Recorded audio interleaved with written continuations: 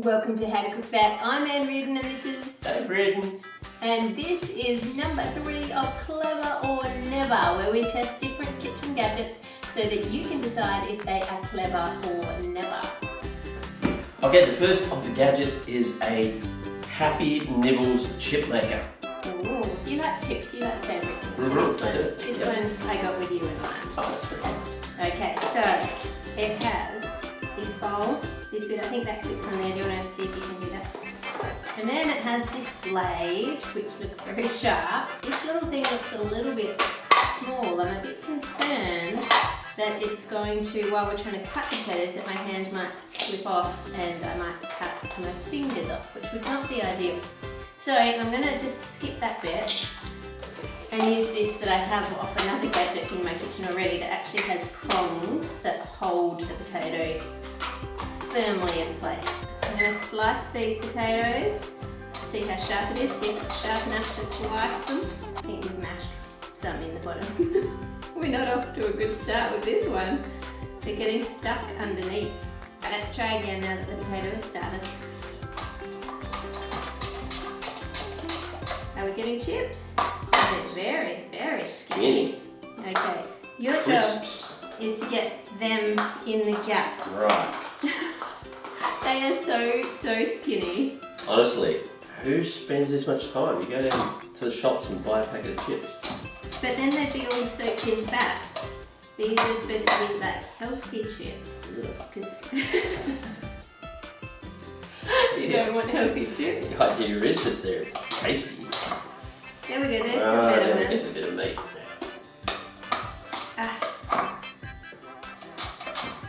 This is really hard to use. I'm going to swap to my one. This is not looking great for the clever camp. Look at that. Oh, that's heaps better. Look at that. That is definitely clever. This is just a different brand Look at that. that actually works and cuts. Magnificent. There we go.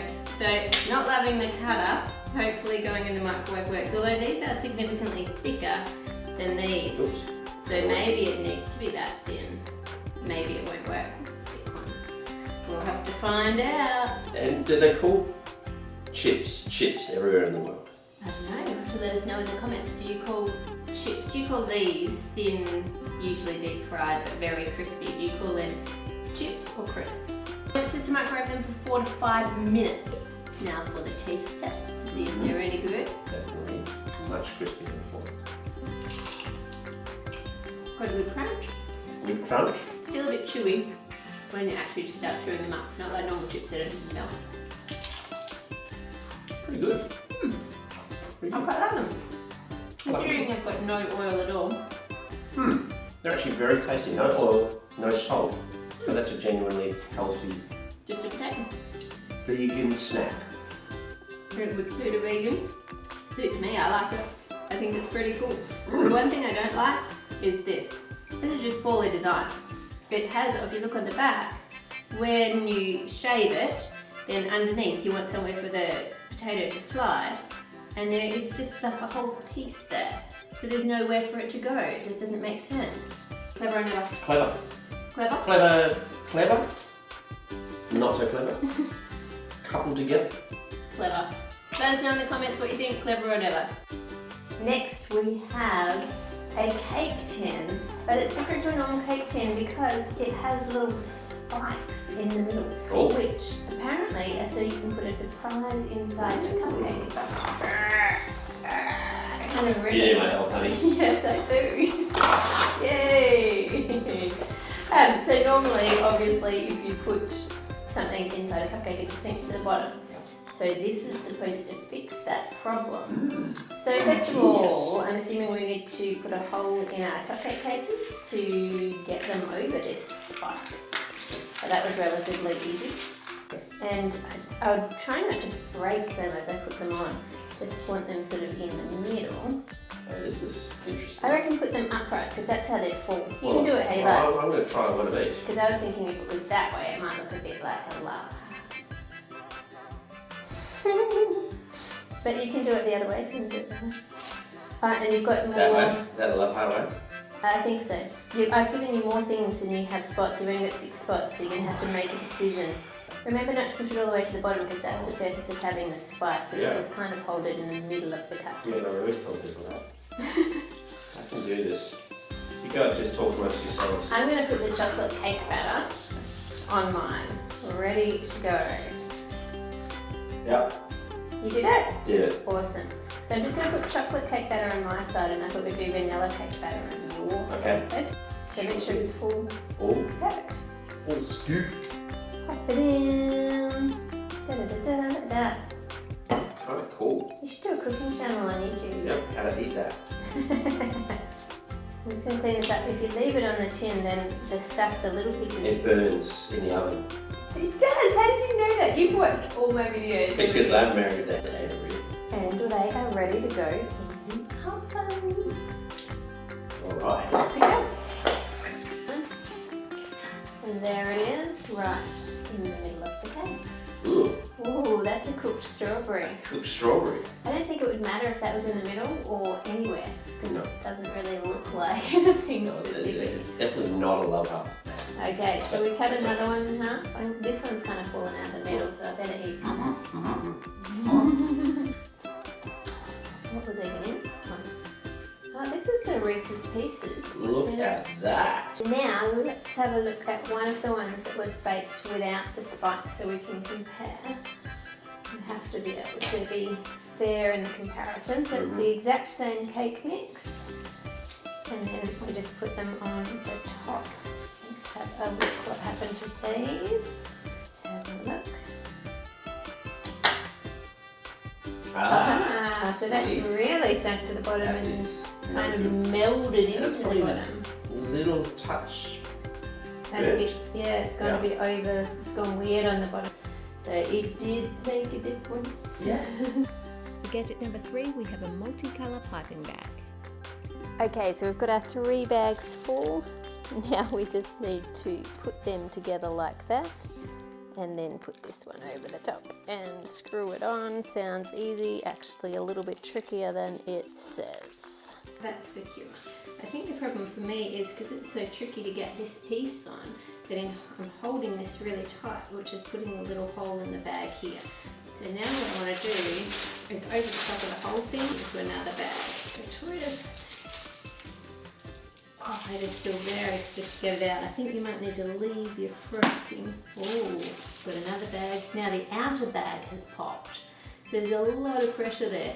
So I think you're going to have to leave this frosting to warm up to get it quite warm. This has just come out of the fridge to make it softer to be able to get it out. Okay, so I've left that now for half an hour out of the fridge to soften. So I thought we'll try again and see if it will work this time. It is still very, very tough to pipe. It's working. I have a different way of doing multicolour frosting and I'll have to show you that in another video. Definitely for me, this one is a never, but if you have one and you like it, let me know in the comments below.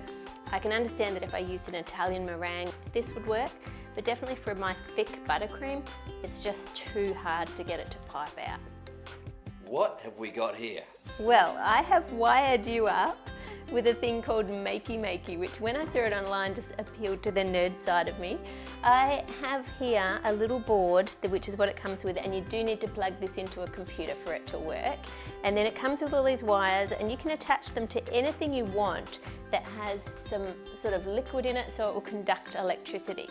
And then the idea is that when you touch that, it's going to go through you and form a circuit, so it's going to do something. All right. Cool. So you've got like a fruit keyboard. Now, if I try it, nothing happens because I'm not in the circuit. Oh, you're not in the...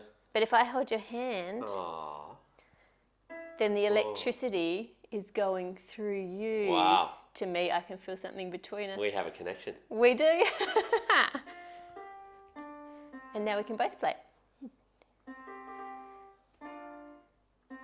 So that is the piano, but I have gone into a different program called Scratch and added my own sounds that I thought would be a bit more interesting. So I thought we would also connect this gigantic beetroot. Yes, a sweet beet. Dwight Schrute would be very proud.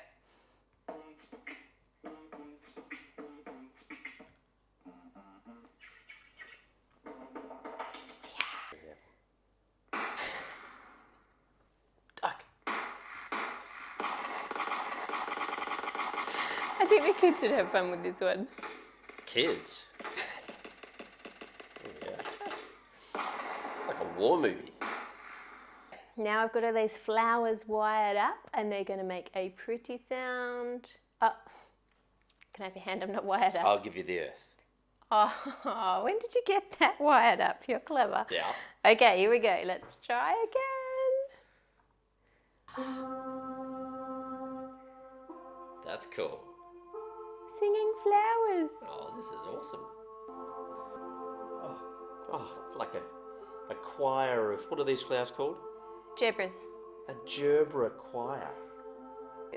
So what do you think of that? Clever or never? I think in our household, this will get a good workout.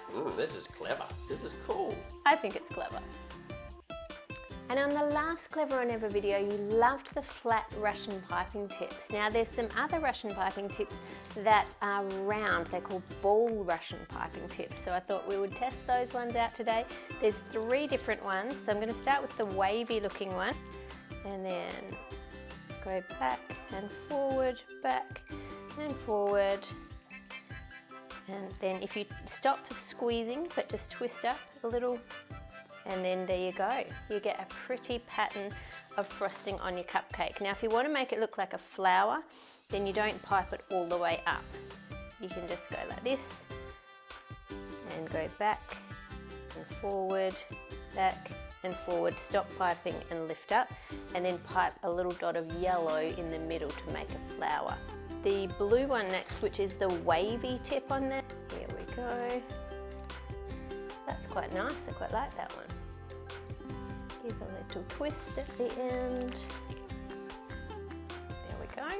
You definitely still end up with a little sort of hole in the middle with these tips. Lastly, we have the yellow one, which just has straight lines on it. Put it in the middle, twist your cupcake one way, and then the other way, and then pull up and twist, and there you have it. So let me know what you think of the ball-shaped Russian piping tips. If you prefer the flat ones to these ones, if you think they're clever or never, let me know in the comments below.